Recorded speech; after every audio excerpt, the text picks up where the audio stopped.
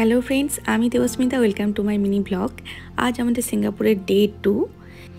আজ আমরা সকাল সকাল উঠে পড়েছি, বেবিকে রেডি করেছি, কিন্তু বেবির ঘুম ভাঙেনি, ও রেডি হয়েও ঘুমাচ্ছে। আজ আমরা ফার্স্ট যাব মার্লিয়ন।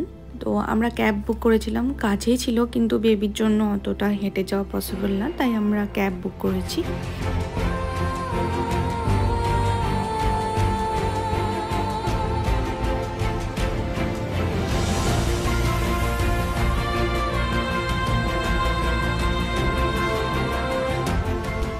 এখানে আমরা টার্গেট করেছিলাম আমরা যতটা পসিবল সকাল সকাল পৌঁছাবো, কিন্তু খুব সকালে যেতে পারিনি, 8টা 8:30 হয়ে গিয়েছিল।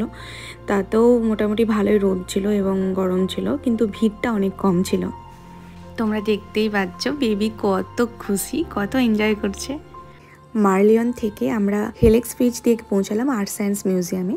আর্ট সায়েন্স মিউজিয়াম সকাল 10টায় খোলে, তো আমরা তার আগেই পৌঁছে গিয়েছিলাম। তো ওখানে ওয়েট করছিলাম এবং ননির ডাইপার চেঞ্জিং রুমে ওর ক্লথ আর ডাইপার চেঞ্জ করে দিলাম। এখানে এই পুচকুগুলোকে দেখে বুঝতেই পারছো আর্ট সায়েন্স মিউজিয়াম স্পেশালি বাচ্চাদের জন্য, কিন্তু আমারও খুব ভালো লেগেছে। এখানে অনেক কিছু দেখার আছে, তার মধ্যে আমার সব থেকে বেশি ভালো লেগেছে স্কেচ অ্যাকোয়ারিয়াম আর ক্রিস্টাল ওয়ার্ল্ড। স্কেচ অ্যাকোয়ারিয়াম হচ্ছে এখানে একটা সাদা পেপার দেবে সবাইকে, সেখানে ড্র করতে হবে ফিশ আর অক্টোপাস আর জেলি ফিশ, যার যেটা মন, এবং সেটা স্ক্যানারে দিলে সেটা অ্যাকোয়ারিয়ামে অ্যানিমেটেড হয়ে দেখাবে। তো এখানে দেখো আমি আর বেবি ড্র করছি, ওদিকে বেবির পাপা ড্র করছে। এটা ননি করেছে, এটা ননি পাপা করেছে, আর ননি মাম্মা এটা করেছে।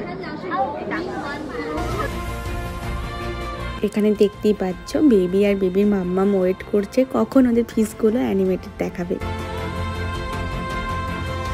ওই দেখো চলে এসছে ডিয়ান বি, যেটা বেবির পাপা বানিয়েছে, আর এটা হচ্ছে মাম্মাম বানিয়েছে, খুবই বাজে, যেটাতে শুধুমাত্র লেখা আছে ননি, আর পাপা যেটা বানিয়েছে সেটাতে লেখা আছে ডিএনবি।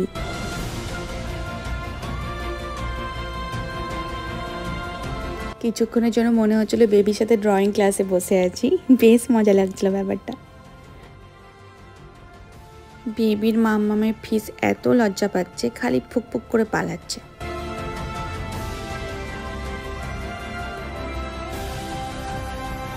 বিদ্যুৎ এখানে সব থেকে ডিফিকাল্ট কাজ করছিল, বেবিকে কোলে নিয়েছিল, ভিডিও বানাচ্ছিল। এই যে এটা হচ্ছে ক্রিস্টাল ওয়ার্ল্ড, এটাও আমার অসাধারণ লেগেছে, খুবই সুন্দর এবং বেশ অন্যরকম, আর এই সাউন্ডটা তো দারুণ লেগেছে।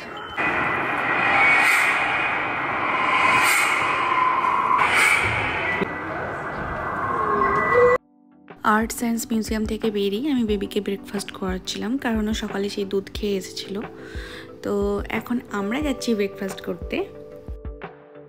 আমাদের ফার্স্ট স্টেপের ঘোরাঘুরি কমপ্লিট, আমরা ব্রেকফাস্ট সেরে এবার আমরা হোটেলে ফিরবো এবং ওখানে বেবিকে আমরা স্নান করাবো, বেবির জন্য খাবার বানাবো। তো বেবিকে রেস্ট দিতে হবে, তার জন্য মোটামুটি 3 থেকে 4 ঘন্টা আমরা হোটেলেই থাকবো।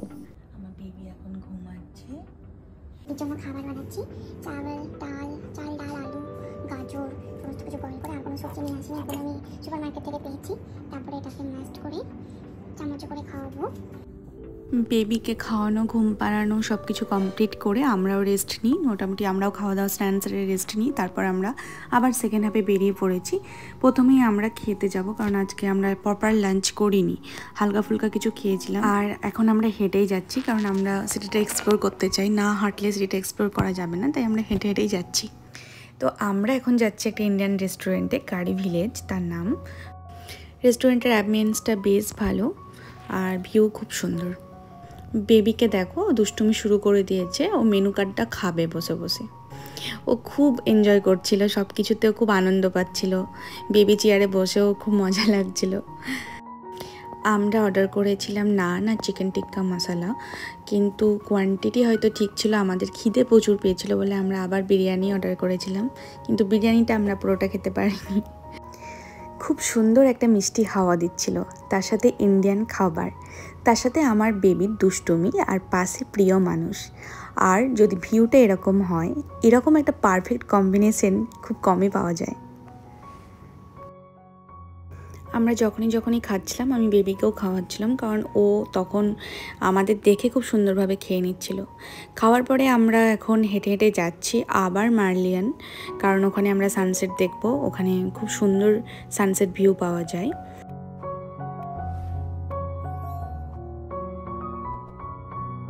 সিঙ্গাপুরের রাতের ভিউ যে এত সুন্দর তার নিজের চোখে না দেখলে বিশ্বাসই করতে পারতাম না।